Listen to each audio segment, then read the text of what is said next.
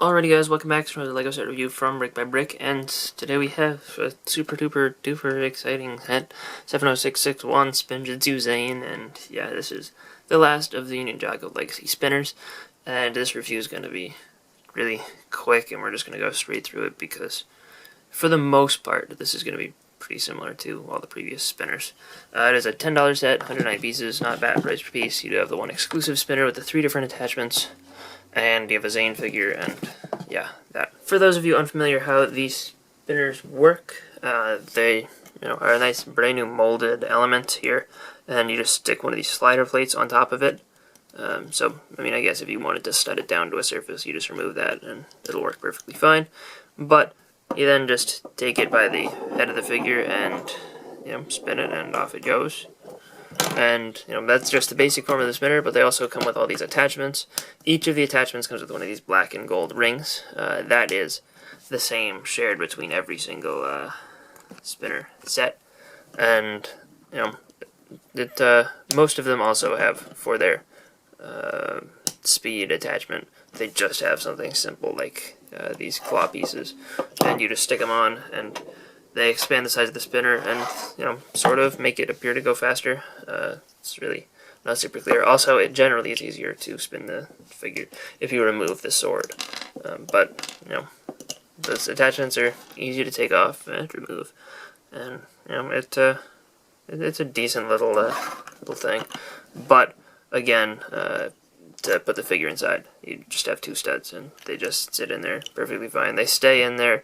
These aren't like the original spinners where the goal is to knock the figure out of the spinner, because you really can't. It doesn't really work that way. So this one here is Zane's attack spinner, but I actually folded them in like this while doing it because it almost looks like it would work well as a defense spinner. I haven't tried spinning this, so let's see what works. Interesting. That's kind of a different shape, honestly. I think they should use this for defense, because this is that's kind of cool and way different from any of the other Ninja's defense spinners. But the way they're intended to be used is as attack, and these spinners sometimes contain interesting pieces that make them sort of useful parts packs. This is a good way to get 4 of these arrow blade pieces, which originated in the possession team. That's kind of cool. And then when you have that also works pretty well as attack, honestly. You'll notice that it did appear like he was spinning away slower when they were in attack form. Gotta clip that back on. That's the one other thing with this one. It does seem to or the arrow blades seem to like to fall off. It also features 4 of his printed disc, which they usually use on the defense ones. But yeah, sometimes the only problem with this one is sometimes that they will extend out and eventually hit the ground on the spin, which doesn't work super well, so I guess maybe that's why. But this is actually kind of an interesting attachment. One of the more interesting out of all of them, I believe. And then here we have defense. This is how they show you putting it on the box, which actually that's a little bit of an interesting shape too, different from the usual. But I don't know, I was expecting you to have to put them upside down like that. I don't know, that feels more defense to me, but I mean, I guess you can do either. There's no shame in doing either one of them, really, but let's see how that spins up upside down. Yeah, there we go. That works pretty decently, too. Alright, I mean, I usually find the attachments to be kind of just whatever, kind of filler. These ones are actually a little bit interesting in this set, not gonna lie. The Zane figure is the simplest Legacy Zane figure that you could ask for. Nothing special about it at all whatsoever.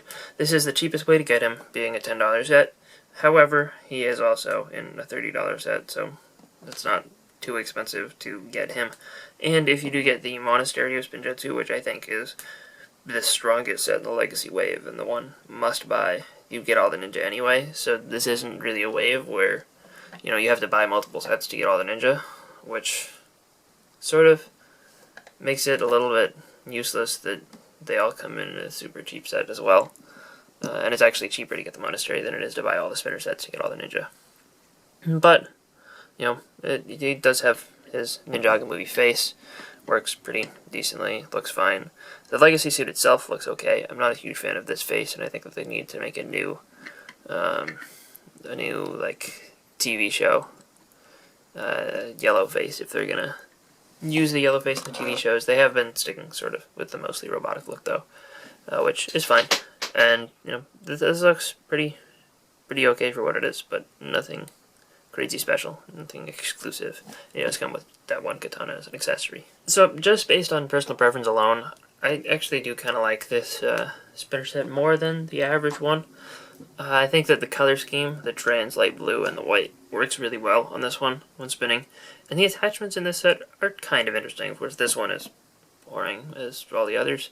But, I don't know, I sort of like the ice crystal look that we get with this one. And the flexibility of that one with the Aeroblade pieces too. That's kind of cool. It's better than the average spinner set. But, again, with the legacy spinners, I really wish they had an exclusive figure to sort of entice me to buy them. I wanted to get them all because of the spinner piece itself, but I don't know, spending $10 for those exclusive spinner pieces over and over again, I mean, one's on its own, yeah, that's fine. I can handle buying just a single spinner set for these pieces, but to get all the different colors, I don't know. I don't know how happy I am with my decision to purchase them all, but you know, on their own independently, each one I think is pretty good. I just sort of feel like the attachments sort of drive up the price and don't add too much value. However, in this set, I think that they add a little bit more value than on average. Still would like to see this discounted to like $7. That's a good price, I think, which is what I paid for this one, at least. But, you know, at $10, if you don't have any and you want to experience it, yeah, go for it. If you already have a bunch of the others, I don't think this one adds too much value by having this as well. So, anyway, those are my thoughts. Let me know what you think in the comment section down below, and I'll see you guys all next time. Bye, everyone.